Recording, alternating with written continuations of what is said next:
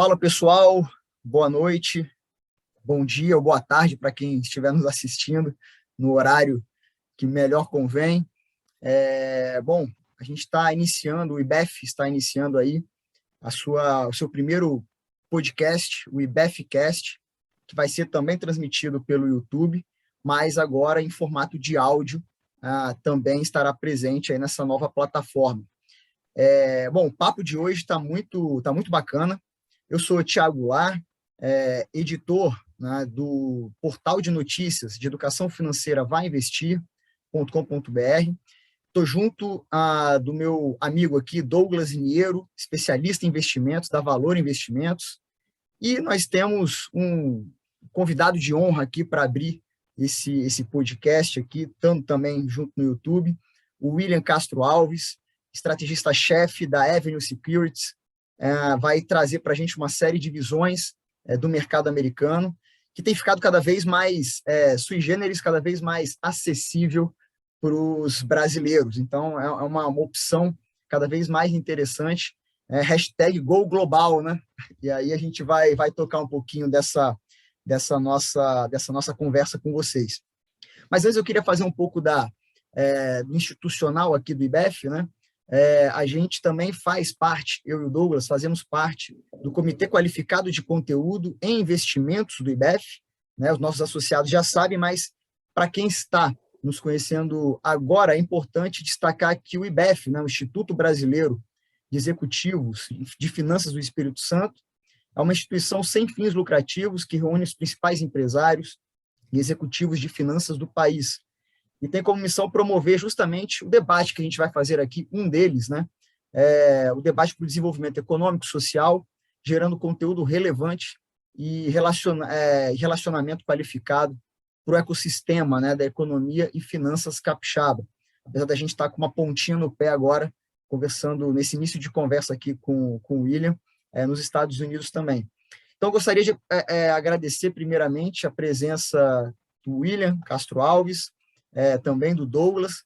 A gente vai tentar fazer um meio de campo para botar em prática aí o que a gente vai compartilhar de algumas ideias com vocês. O tema de hoje, na verdade, é uma pergunta. Como o mercado americano ele se apresenta ao brasileiro, à pessoa física, mas acho que antes eu vou pedir para que tanto o Douglas quanto o William se apresentem, né, pessoalmente, porque daí eu falo um pouquinho da nossa estrutura dividida em duas partes. Seja bem-vindo, William. Bom, primeiramente, agradecer, prazer estar aqui com vocês nesse primeiro podcast, a oportunidade de estar falando aqui sobre o mercado internacional e sobre outras coisas legais aqui também, sobre finanças comportamentais e tudo mais. Espero que seja de grande valia para vocês.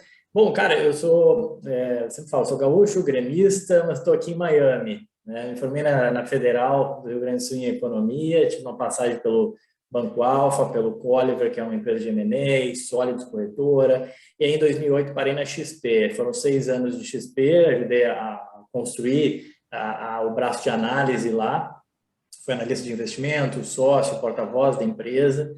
Em 2014 saí, fiquei um tempo fora, morei na Inglaterra e Irlanda, estudei lá, enfim, e voltei para o Brasil para tocar uma gestora aí no Espírito Santo, aí em Vitória. Me apaixonei por essa terra. Quando eu estava no Rio, falavam que eu era cariúcho. Depois que eu estava aí, falavam que eu era capiúcho. Então, eu virei um capiúcho, já nem sei mais o que eu sou. Mas estamos aqui em Miami. E aí, em voltando um pouco, mas 2018, perdão, eu me juntei ao time com o Roberto Lee para a gente montar a Avenue Securities, que é uma corretora americana que visa dar acesso a investimentos globais para o brasileiro.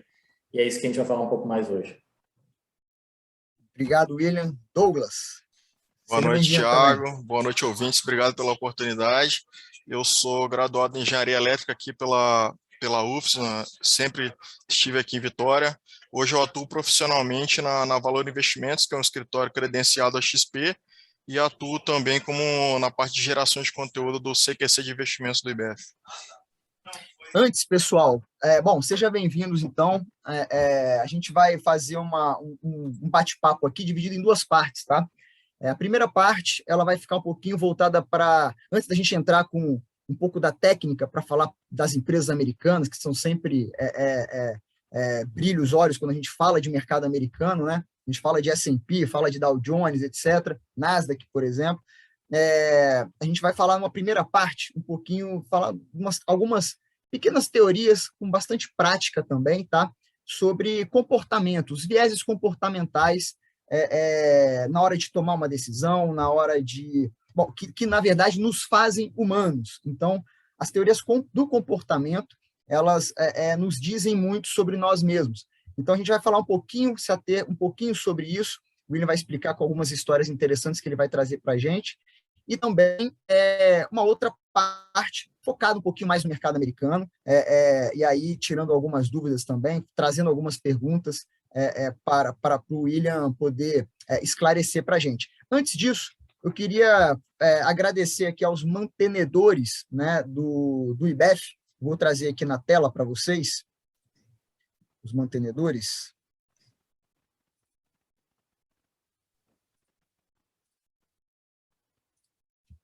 Estão aqui o mantenedor diamante, né? A ArcelorMittal, a Vale, o Master, a Med Senior, Cicobi, Audio Center Vitória, a BMW, BM Vitória, a Apex Partners, a Baker Tilly, a ISH, a PwC, Machado Mazei Pinho, advogados, Valor Investimentos e os apoiadores, a iBrand, a Lotus Investimentos, Na Capital, Mapa, Ótima, Rede Capixaba de Comunicação e Rede Vitória.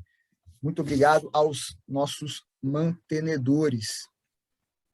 Voltando para cá, a gente... Bom, William, então eu vou startar aqui a nossa partida, nosso bate-bola. William, falando um pouquinho sobre viés comportamental, a gente tem alguns nomes, né, símbolos, grandes investidores também. Eu fiz um pouquinho da tarefa de casa antes da gente bater a bola com você, então escutei o podcast da Avenue, muito bacana, todo dia o Will com o Zanin, se eu não me engano, eles batem uma bola falando um pouquinho do mercado americano, algumas coisas também no Brasil, mas focado em mercado americano. E o Will trouxe ali algo sobre o Buffett, que traz para a gente muitos ensinamentos, né, que no mercado não é preciso necessariamente ter QI. Depois ele vai explicar um pouco mais sobre isso, mas tem alguns nomes símbolos também da parte teórica das finanças comportamentais, do viés mais psicológico. O Daniel Kahneman, por exemplo, economista, grande estudioso, tem o Nassim Taleb, aí a gente vai para vários nomes. William, fala um pouquinho para a gente, então, nessa abertura, sobre o que nos torna mais humanos dentro desses vieses comportamentais que existem no mercado financeiro. Boa, vamos lá, deixa eu jogar para cá, acho que vocês agora sim conseguem ver, eu preparei aqui alguns slides, vocês conseguem ver minha tela? Sim. Tá bom, então vamos embora. Tá, por que falar de finanças comportamentais, né? A gente foca muito em aprender valuation, em aprender a fazer conta, entender o fluxo de caixa, estudar macroeconomia, os juros, a inflação e tudo mais. E a gente gasta pouco tempo para se preocupar com o comportamento.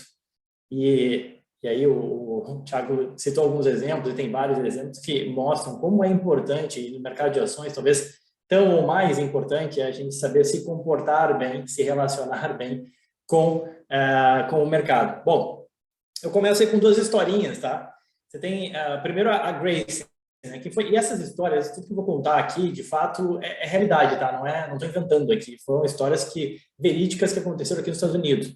Primeiro da Grace, tá? A Grace é uma senhora que teve uma vida dura, veio de uma família pobre, ela não teve estudo, ela faleceu e ela não teve filhos, morava num quarto e sala a vida inteira dela.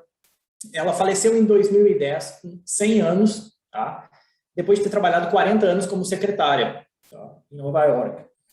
E quando ela morreu, os vizinhos se assustaram, enfim, todo mundo se assustou porque ela deixou 7 milhões de dólares para a caridade. Ela não tinha para quem deixar, enfim, ela teve uma vida super frugal e ela foi acumulando esse patrimônio, ela pegava um percentual do seu salário e alocava no S&P 500 ao longo de 40 anos.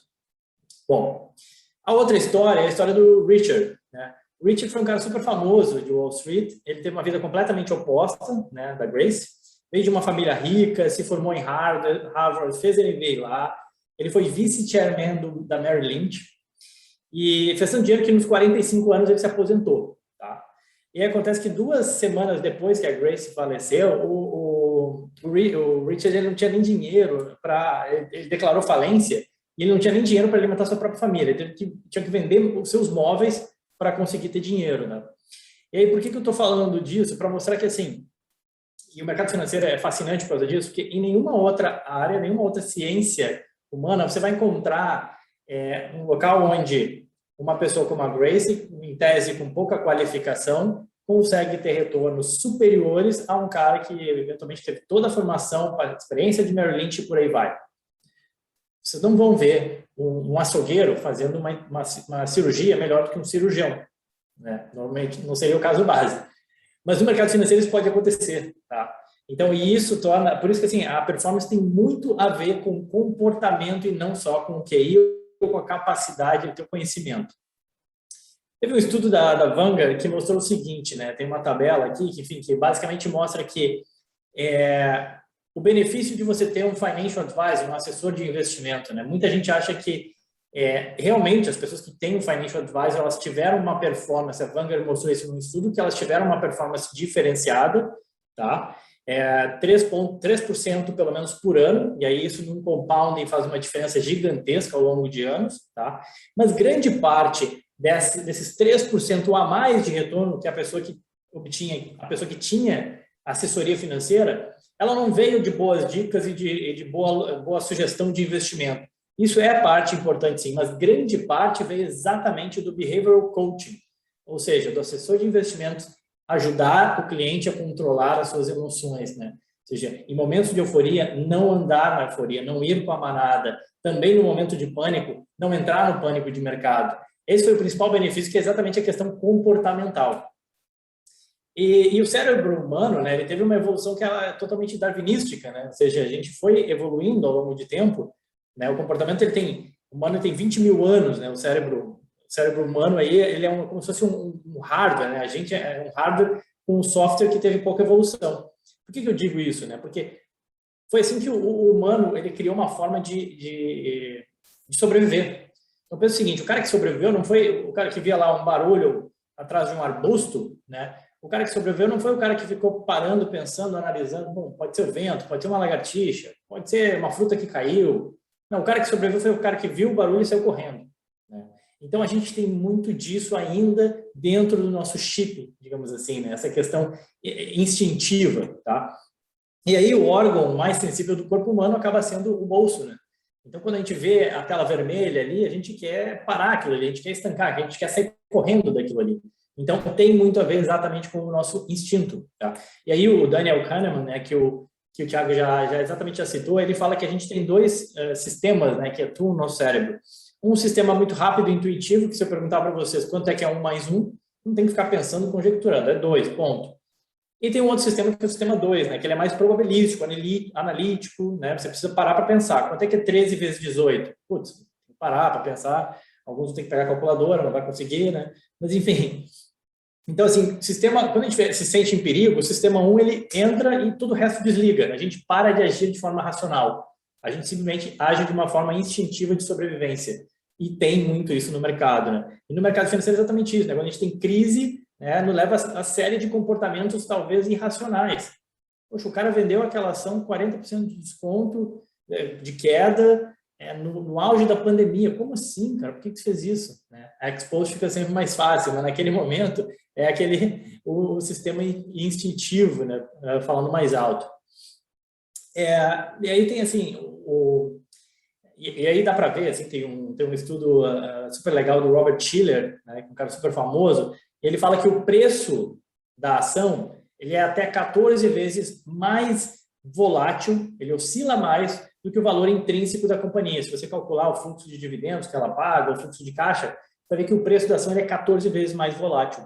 Exatamente porque no mercado financeiro ele sempre expõe os comportamentos humanos, né? Principalmente em crise.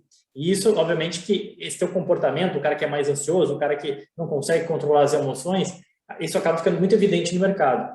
Por isso tem uma frase do George Goodman que é excepcional, que ele fala o seguinte, bom, se você não sabe quem você é, o mercado de ações é um local muito caro para você se descobrir. Exatamente isso, né? Porque se você não sabe controlar suas emoções, cara, não vai para o mercado. Tem um cara lá atrás, também na Grécia Antiga, que fala o seguinte, né? Conhece a ti mesmo, Sócrates. Exatamente. E aí, assim, a gente tem vários efeitos, tem vários efeitos que rodam no nosso cérebro e vieses comportamentais que geram, né, na gente, que é normal, que a gente tem que aprender a lidar com isso. Bom, um deles, começando, né, o disposition effect, né, que é aquela coisa que a gente busca ter um ganho, a gente se sente orgulhoso, né, tem até aquele meme, assim, do cara no terceiro lugar lá comemorando, todo, né, super famoso, super feliz, assim.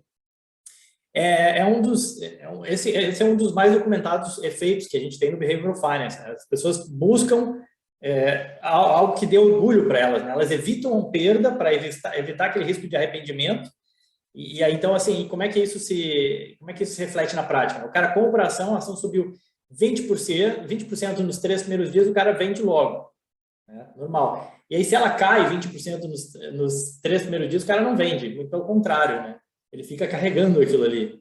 Dali para frente, o que interessa, né, na verdade, é a expectativa que você tem em relação àquela performance da ação, né? Porque se ela subiu 20%, você tem aquele orgulho, você quer contar para as outras pessoas, né? E você tenta evitar a perda quando uma ação cai, né? Então, assim, bom, o que mais? Deixa eu continuar aqui. E isso tem um pouco a ver, né, que esse é um comportamento assimétrico, tá? Que também tem a ver com a Prospect Theory, que é uma outra teoria que fala o seguinte, que a dor da perda é 2 vezes maior que o prazer do ganho, né? Aquela coisa, a nossa tendência natural à sofrência, né, que ganhou espaço na música sertaneja. A gente gosta de uma sofrência, Jorge Mateus, a gente gosta, Safadão nem é tão sofrência assim, né? Thierry, por aí vai. Então a gente gosta de uma sofrência, né? Que exatamente a dor da perda, ela é valorada 2 vezes mais do que o prazer do ganho. Então, assim, e aí você comprou uma ação, você realizou o ganho rápido, porque você quer ter aquele orgulho de, cara, eu acertei, eu comprei e ganhei 30%. E você fica carregando uma ação que caiu 30%, que você não quer ter, que é uma dor muito mais forte. E aí, quando chegar no meu preço, eu vendo, e aí você fica com aquilo, né? Então, a gente tende a vender as winners mais rápido e segura as ações perdedoras, né? Sempre com aquela expectativa de que, não, vai subir, amanhã teve uma notícia, mudou o cenário, agora vai, e por aí vai, né? E é engraçado, isso em ações. E é engraçado que com fundos é exatamente o contrário, tá? Por que isso acontece? O comportamento é inverso. A gente investe mais naqueles fundos que sobem e quer investir ainda mais naqueles fundos que sobem e resgata daqueles que caem, né? Eu penso que é o contrário, né? Minha ação subiu, eu quero botar no bolso e ganhar e contar no churrasco que eu ganhei, né? E com fundos não, né? Exatamente, subiu, eu quero botar mais. Você não quer tirar do fundo, você quer botar mais dinheiro naquele fundo. E os fundos que caem, você resgata e sai logo. Por que isso, né? Essa dinâmica se inverte porque você tem em quem colocar culpa, né? Foi o gestor, esse gestor, o Breda lá, não sabe o que está falando, está lá no Twitter, não sai do Twitter, né?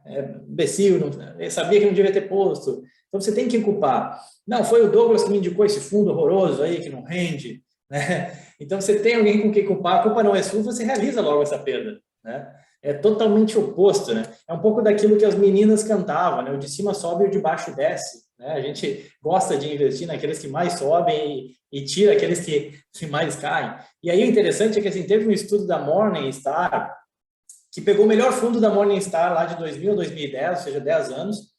Esse fundo, ele rendeu em média 17% ao ano, tá? E o legal é que é o seguinte, o investidor médio, né, ele não percebeu esse retorno. Pelo contrário, o retorno médio do average investor, né, digamos assim, foi de menos 11.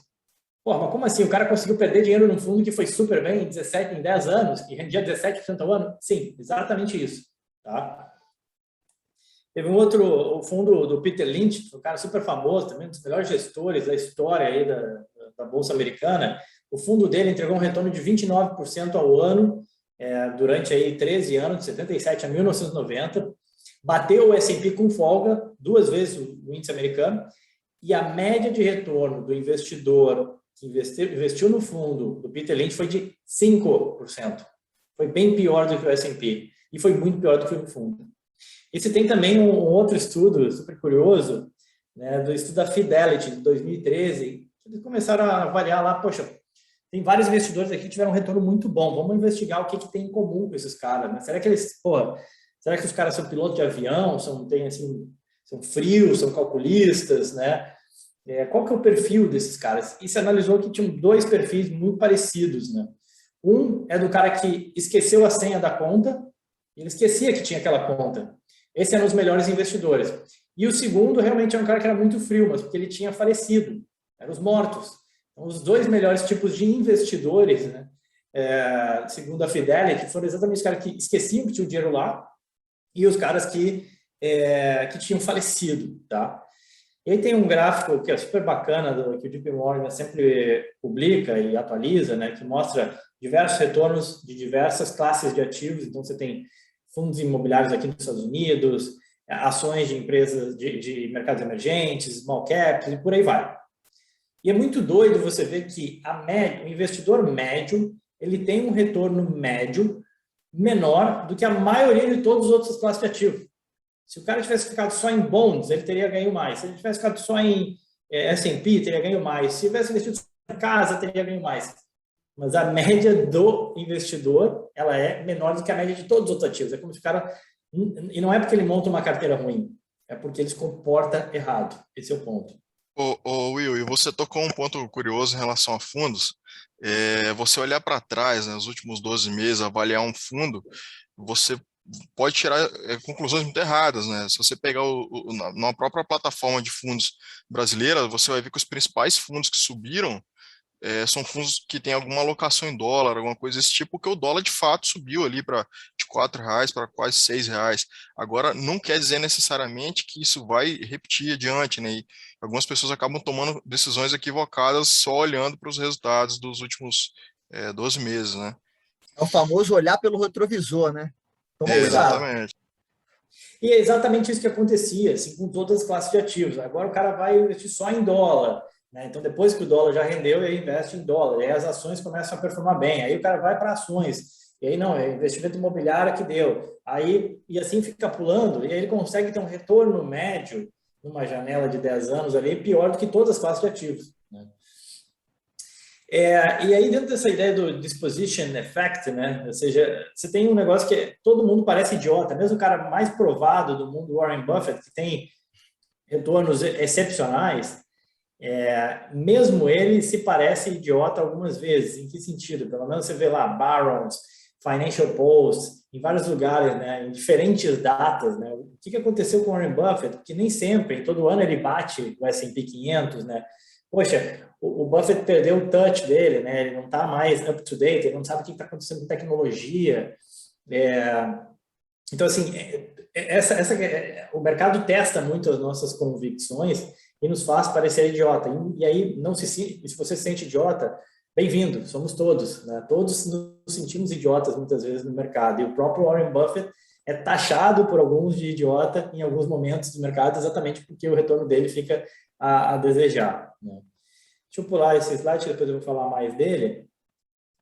E aí a questão dessa convicção e, né, de uma certa overconfidence que muitas vezes também acontece, né, acomete no mercado, que a gente estima para cima o nosso conhecimento, estima para baixo o risco e exagera na nossa habilidade, né, de conseguir prever o futuro, né? Então, você tem uma pesquisa que foi feita com 42 gurus de mercados, economistas, meus colegas, né?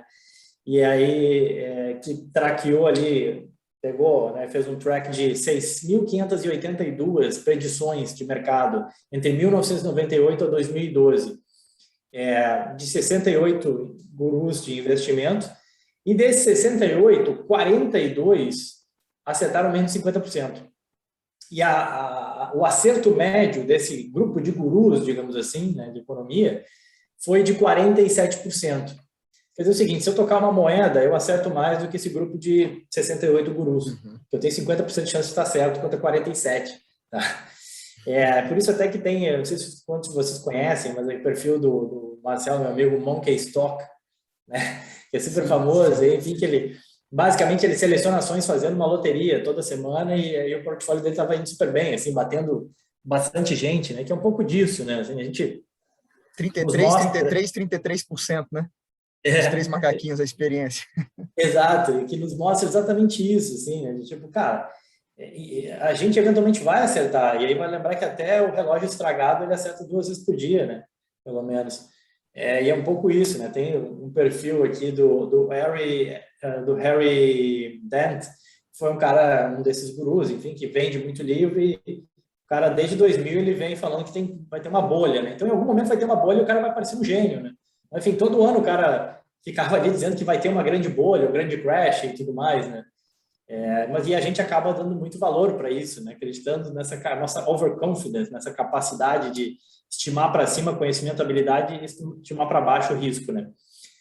Se você não está entendendo o que eu estou falando, uma forma de você ver isso é uma pesquisa super interessante, é o seguinte: foi feita uma pesquisa aqui nos Estados Unidos perguntando para, né, como que você dirige, né? Como você calcula, imagina que você dirige. O certo seria, né, você ter 33% dizendo que dirige mal, 33% dizendo que dirige na média e 33% dizendo que dirige muito bem, né?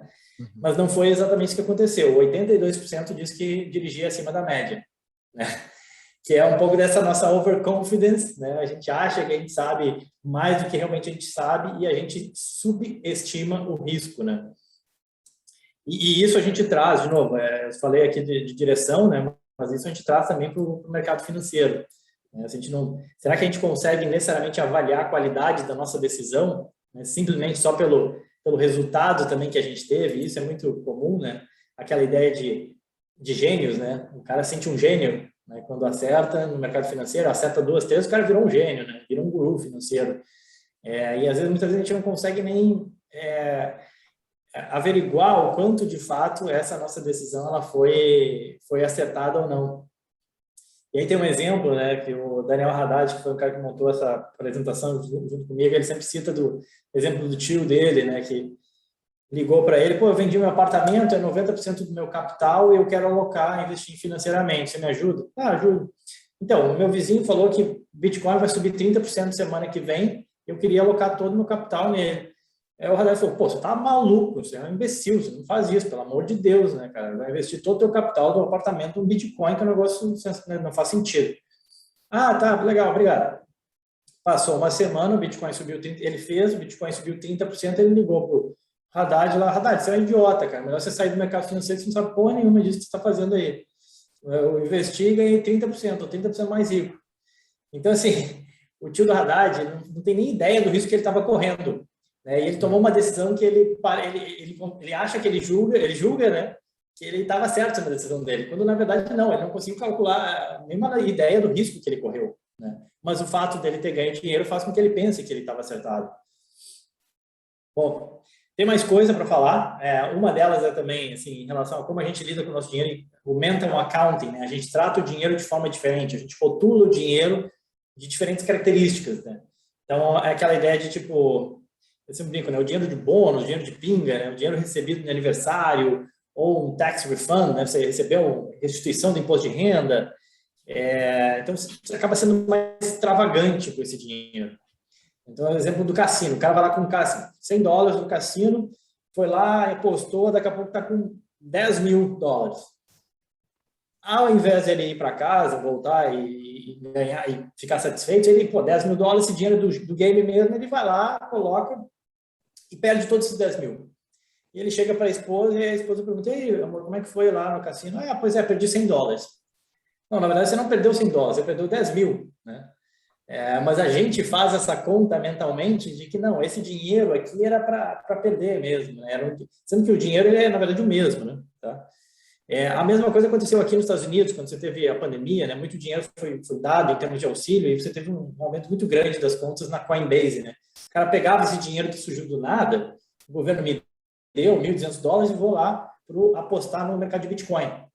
Então, a gente faz muito isso, esse mental accounting, né, de investimento curto, médio e longo prazo e de rotular o dinheiro, né? Vamos lá, seguindo. O que mais? Outro viés super importante é o viés da ancoragem. Você começa por um ponto referencial e vai se ajustando, né? Como assim? Foi feita uma pesquisa, uma pergunta, né? Para alguns, foi exatamente para provar esse ponto, foi o seguinte: a pergunta era, com quantos anos o Gandhi morreu? Tá? Mas antes de fazer essa pergunta, eles davam uma frase, né, para te dar mais ou menos uma frase que falava o seguinte, bom, o Gandhi ele era mais jovem ou mais velho do que 9 anos quando morreu? Né? Com quantos anos o Gandhi morreu? E a outra pergunta foi feita por um outro grupo, né? Gandhi era mais jovem ou mais velho do que 105 anos quando ele morreu? Com quantos anos o Gandhi morreu? E aí foi engraçado que a pergunta ela é a mesma, só que você ancorou as pessoas com 9 e 105. E aí as pessoas que foram ancoradas no 9, elas responderam que o Gandhi morreu mais ou menos com 50 anos. Tá? E as pessoas que tiveram como ancoragem o 105 falaram que o Gandhi morreu com 70 anos. Então você tem uma diferença de 20 anos simplesmente porque você ancorou o cara no 9, que é um número que não tem nada a ver. Todo mundo sabe que o Gandhi morreu com mais do que 9 anos e com menos que 105. Né? Mas você não faz ideia. Mas só porque tem 9 ali, a média ficou em 50. E no outro você tem 105, a média ficou em 70. Tá? É a mesma história do aplicativo dos aplicativos lá na Apple Store ou na Play Store, né? Que até então era de graça e aí depois passou a ser $4. Poxa, mas $4? Eu não vou pagar $4 no aplicativo. Cara, $4 o preço de um pacote de bala aqui nos Estados Unidos, dependendo. E o cara, não vou pagar $4 no aplicativo, tá maluco. Mas porque até então era de graça. Então você ancorou como sendo de graça. Né? Você me lembrou aqui, Will, do Howard Marks, né? O que é mais importante para o investidor. Tem um momento lá que ele fala de preço e valor, né? Um conceito, digamos, mais básico para o mercado, para quem está nos assistindo ou ouvindo. A ideia de preço e valor, né? Quando você olha normalmente o valor de uma ação, de um ticker ali na tela, por exemplo, aquele valor ele é um imperativo para você tomar uma decisão. Mas, de fato, qual é o... Quer dizer, ele é o preço, né? Mas qual é o valor, de fato, daquela empresa? Né? Se a gente trouxer... Daqui a pouco a gente vai começar a entrar nisso, mas a Apple fez agora a Apple 13, né? O iPhone 13. Novo modelo da Apple. Então, assim, peraí, mas, ok, ela trouxe alguma diferença? Não? Como é que o mercado está reagindo a isso? Fora isso, fazendo um pouco da questão do valuation, mas sem entrar muito nesse financeiro, digamos assim, quando você olha a empresa, como é que ela se ela é sustentável ao longo dos anos, ela tem um valor que muitas vezes condiz ou não com o preço dela de mercado, né? na tela, o valor da ação dela na tela, do ativo na tela, né? Não, exatamente. Assim, a gente vê isso, e, de novo, estou tendo exemplos fora do mercado, mas assim, é totalmente validado no mercado. Né? Você pega num restaurante, vai lá, tem uma carta de vinhos, né? Normalmente você tem o restaurante, ele te ancora, né? Ele coloca um vinho ali um vinho mais barato e um vinho super caro que às vezes muitas vezes nem tem no estoque dele, mas ele coloca ali para te ancorar, né? E normalmente você não vai pedir o vinho mais caro, mas ele te coloca ali o vinho de mais caro para te ancorar em termos de preço, né? E aí normalmente você pega ali o vinho do meio, né? E com ação, bom, a gente faz isso totalmente, né, toda hora, né? Então, aquela ideia de quando chegar no meu preço eu vendo, você ancorou, né? A ação ela vale tanto, porque na tua cabeça você ancorou aquilo, né? Ou a bolsa está muito alta, quando cair eu compro, né? O cara ancorou aqui, não, mais do que 4.000 pontos o S&P é caro. Ou quando você vai no supermercado, o sabão em pó era 10, agora está 15, está caro.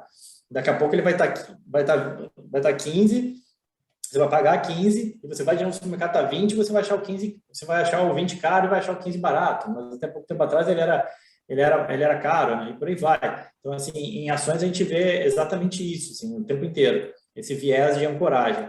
E no dólar então nem se fale, né?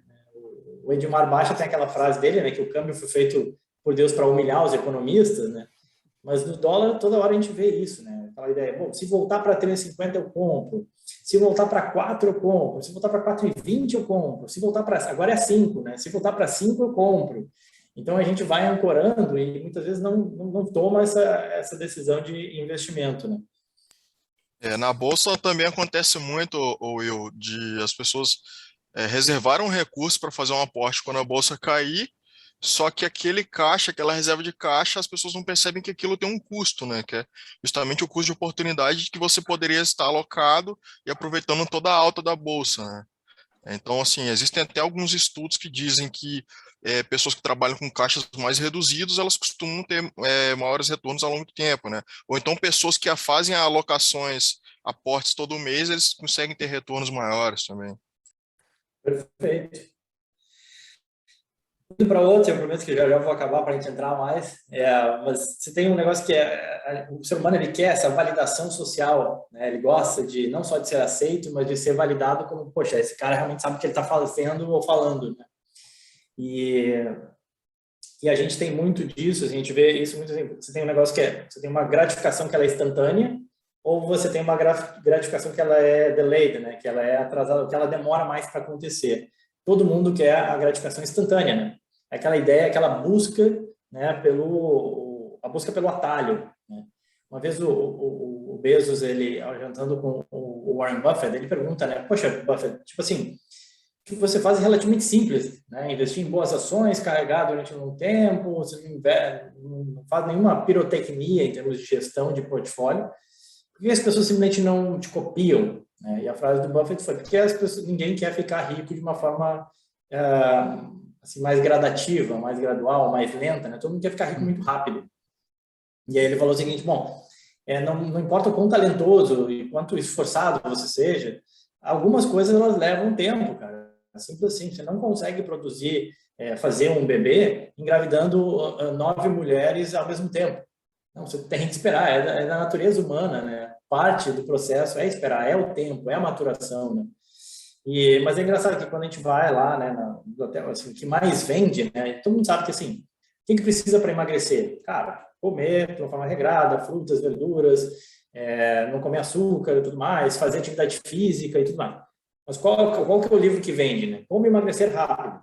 90 dias, menos, 30 dias. Sabe que você não vai conseguir emagrecer, sei lá, 5 quilos em uma semana, mas você vai lá e compra aquilo, né? A mesma história do inglês, né?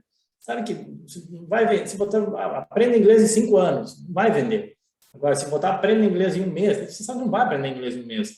Mas é isso que vende, né? De novo, essa história dessa nossa, faz parte da gente buscar o atalho, né? E aí, assim, tem uma fórmula que em finanças ela é bem básica, mas ela é fundamental, que é, né, o valor futuro, o valor futuro de um ativo, de uma ação, enfim, nada mais é do que o valor presente, né? Mais vezes mais a taxa, né? Ou seja, você tem uma taxa de retorno que você tem elevada a um expoente, né? O quanto tempo você consegue ter aquela taxa de retorno. E a questão é que no mercado financeiro muita gente foca no I, né? Que é a da taxa de retorno. Ou seja, o valor presente ele é mais a taxa de retorno que eu levo, né? Então, quanto mais retorno eu tiver, maior vai ser o meu valor futuro. E faz sentido, claro, né? Só que muita gente se esquece do N, né? Que é o fatorial, que é o exponencial, né? Então, assim, e que faz o maior efeito, até matematicamente, se for calcular, o que mais faz efeito é o N e não a taxa. Você pode aumentar bastante a taxa, que se você não... O benefício marginal ali, se você aumentar o N, ele é muito maior do que aumentar a taxa de retorno. E as pessoas focam muito na taxa de retorno e esquecem do N, que na verdade é o mais importante. E aí é só você pegar, enfim, o net worth, a riqueza do Warren Buffett ao longo de tempo, ela foi feita muito, né, depois, no compounding, né, ao longo de diversos anos e não no início, né, dele, de carreira. Enfim. Então, assim, é realmente o efeito do tempo que beneficiou muito o Warren Buffett, né? Esse tripé, né, Will, do risco, retorno, liquidez, né? Aí você falou muito bem aí de risco e retorno, né? Da taxa e tal, mas o tempo, ele é um ponto crucial para investimento, né? Se você não se considerar essa palavra e não souber direitinho o quão impacto isso gera para as suas alocações, para a sua sustentabilidade no investimento a longo prazo, a coisa pode ficar confusa e degringolar de alguma maneira, né? Boa. Exatamente. Aí eu já estou acabando, prometo, mas só para mostrar um pouco disso num gráfico, né? Tem um gráfico dos Estados Unidos que é bem bacana, assim, que mostra o S&P 500 desde 1926 até 2019, passando aí por diferentes presidentes democratas, republicanos, para mostrar o seguinte, que especialmente aqui nos Estados Unidos, o longo prazo realmente funciona, né? No Brasil a gente tem uma dificuldade maior em relação ao longo prazo, né? Que as coisas mudam, né? São muito efêmeras, eu diria. Mas, assim, de 1926 ou até hoje, né? Você teve guerra, presidente assassinado, desastre natural, a bolsa caiu mais de 10% do seu topo por pelo menos 100 vezes, crise de 2008, corona, dot-com, governo esquerda-direita, enfim, você teve muita coisa e o cara que continuou investido teve o seu retorno, né? Ou seja, mostrando um pouco desse poder de longo prazo, tá? Independentemente do cenário. E aí, para já ir acabando, né? Tem algumas coisas também que afetam, que é o teu meio ambiente, né? E nos afeta muito como brasileiro esse meio que a gente vive no Brasil, né? E aí, só para ilustrar esses efeitos, né? Tem 3 exemplos, né? Uma foi de uma loja de bebidas, né? Foi feito um experimento que é o seguinte: você colocar uma música italiana numa loja de bebidas, né? O sujeito saía dali, ele nem lembrava da música que estava tocando durante a compra dele, mas as vendas de vinho italiano cresciam enquanto a música de vinho, a música italiana estava rolando. E quando botava uma música alemã, as vendas de cerveja aumentavam. Então, foi feito um experimento parecido com isso em Londres, né? Você estava tendo muito assalto, muitos problemas no metrô de Londres e colocaram música clássica no metrô de Londres e realmente baixou os eventos, né, de assaltos, enfim, as confusões no metrô de Londres. Para ver como esse ambiente, às vezes a gente nem percebe, mas ele nos afeta. Já vou entrar em mercado e vai fazer sentido, mas um outro exemplo também é a entrada na classe econômica do avião, né? Foi feito uma pesquisa, né, um experimento que foi o seguinte: colocar 2 grupos de pessoas, um entra por trás e o outro entra pela frente, passando pela classe não econômica, né, pela classe executiva, enfim. E aí o cara que passou pela classe executiva, né, ele sentiu que a classe econômica é uma merda. Assim, basicamente, a propensão dele em criar confusão, em brigar com a aeromoça, com outro passageiro, foi 300% maior do que o cara que entrou por trás, né, que não foi impactado por aquele meio, né, assim, não se sentiu preterido. E se a gente pensar um pouco e voltar no tempo, é engraçado como no passado era normal fumar num avião. Questão de 20, 30 anos era totalmente normal fumar num avião. Hoje a gente acha um absurdo. Meus pais já fumaram. Hoje você acha um absurdo, né? Fumar, como assim, o cara tá fumando no avião? Pelo amor de Deus. Da mesma forma que se for numa praça de alimentação e só ter girafas, você vai achar um absurdo. Pô, não tem um McDonald's aqui, não tem uma Pizza Hut. Mas até pouco tempo atrás era assim, né? E em relação a investimentos internacionais era exatamente isso, né? Poxa, mas eu não consigo comprar Facebook, Apple, tudo mais. Cada vez mais a gente está caminhando para isso, achar um absurdo, e até pouco tempo atrás não era tão fácil assim, né? E aí esse negócio do ambiente, ele nos influencia muito em relação ao dólar, né? É engraçado ver que mesmo o fundo mais conservador do mundo, aquele que investe em títulos da dívida do governo americano, no Brasil ele é considerado um investimento de risco. Por quê? Porque o dólar varia, né? A gente vê o William Bonner, a gente vê, eu não lembro o nome dessa jornalista, mas enfim... Renata Vasconcelos. Renata Vasconcelos, exatamente. Renata Vasconcelos dizendo que o dólar variou, então todo dia o dólar está variando, né? Mas o que será que, de fato, será que é o dólar que varia ou o real que varia, né? Aquela ideia de quem que abana o rabo que abana o cachorro ou o cachorro que abana o rabo, né?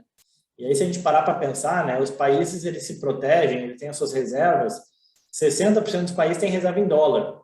Depois você tem o euro ali, a libra esterlina, o ien japonês, o franco suíço, mas ninguém tem reserva em real, cara, essa é a realidade. Mesmo os mais ricos, os bilionários, têm reserva em dólar, o cara não tem real. Então, o que de fato é arriscado ou não, né? Será que é o dólar? O que será que varia? Mas a gente foi influenciado pelo ambiente em pensar que o dólar é que varia. Tá? E aí a história até mesmo do BDR, né? Que a gente sempre bate bastante assim, nisso, né? Que é aquela ideia de que, poxa, no passado, os bancos diziam que você vai investir, quer investir em ações? Não, investe aqui. A gente tem um fundo BB Ações Petrobras, a gente tem um fundo Caixa aqui, Ações da Petrobras. Vai investir com um corretor, assessor de investimento? Não, esse cara só quer te enganar, cara. Não vai nisso, não. Fica aqui que tem imposto de renda, é complicado, dá trabalho. E aí veio a XP, meu orgulho de ter feito parte dessa história, assim, de disruptar o mercado e realmente hoje caiu e as pessoas aprenderam que, cara, não, esse cara está te enfiando a faca, na verdade. Mas é engraçado como algo parecido tem acontecido com os BDRs, né, com alguns agentes locais que promovem isso, porque, querendo ou não, você tem taxas e mais taxas ali dentro daqueles produtos que hoje são oferecidos como produtos internacionais, quando que, na verdade, hoje fica muito fácil você acessar diretamente o mercado americano, você não precisa ir lá comprar um fundo de Petrobras ou comprar um BDE que te cobra várias taxas em cima de taxas, mas enfim. E aí, para acabar, só uma frase que eu acho genial, né, do John Bogle, que ele fala o seguinte: o mercado de ações é uma gigante distração para quem está no business de investimentos, né? Que é um pouco disso, a gente fica lá olhando o Bloomberg, notícias, sabendo subiu, caiu, e aí a gente acaba se distraindo do cerne do nosso objetivo, que é investir, né? E o mercado de ações é bem interessante em termos de distração, ele nos distrai bastante, né? E aí abro para a gente falar de outras coisas também, né? Que eu tentei correr aqui com a apresentação para a gente poder falar de mais coisas. Will, muito bom, muito boa a apresentação. Acho que deu um panorama geral, né, Douglas? E eu acho que eu tenho uma última pergunta, talvez o Douglas entre aí para também trazer mais um componente. A primeira delas, a pergunta que eu tenho a fazer é o seguinte: o mercado americano, por que ele se tornou acessível? Eu acho que isso aí já era uma história natural, né, da acessibilidade para um investidor, a pessoa física, o investidor não qualificado, né, digamos, não qualificado. A partir disso daí, a gente consegue perceber que eu conversei com o Breda, ele falava que o Brasil, quando vai virar uma Venezuela, quando se acredita que o Brasil vai virar uma Venezuela, ele não vira. Quando se acredita que ele vai virar Estados Unidos, ele também não vira. Então, por que esse acesso tem aumentado, né, do mercado americano? Como é que você tem visto esse cenário e essa busca por uma descorrelação geográfica da carteira dos investidores? Boa, excelente pergunta. Eu acho que, assim, primeiro, você teve um problema da indústria nacional, né? Foi uma coisa que, quando eu estava na VGR, e aí o Lee me chamou para Avenue, eu gostei muito, assim, do conceito e da ideia, enfim, e não necessariamente tinha convicção que nem ele tinha de que isso ia virar realmente, e virou. É o seguinte: bom, assim, as pessoas desbancarizaram, de fato. O movimento de desbancarização, ele aconteceu, ele está acontecendo, ele vem acontecendo. As fintechs